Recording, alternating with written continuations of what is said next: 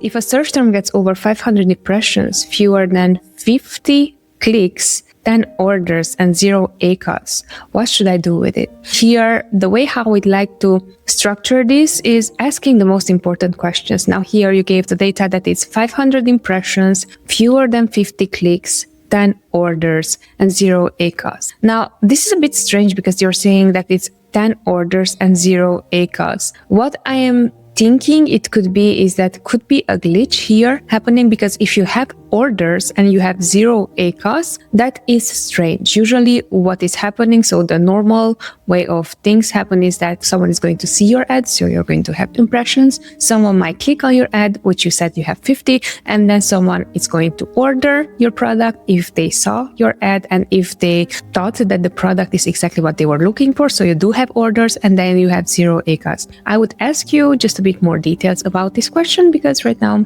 if it's saying it's 0 ACOS, first thing top of mind is, could this be something that is Amazon glitch? Or in this scenario, I'm thinking, could it be that it was a different product first viewed? So you have different variations and it was a different product viewed and your product. So let's say you have 5 variations of color variation, a black item, white, green, blue, and yellow, say. And could it be that the black item got the clicks, but the white item got the purchases? That could also happen. And this is something that we saw on our end. Sometimes when this is happening, Amazon might give you this type of like setup with 0 ACOS. So in that case, what I would do, I would go and download your search term reports. But here, really important, select the product purchased, because there are different search term reports. Whenever you're going to generate reports, there are different reports. Search term is the most common one. However, here you will select the purchase product.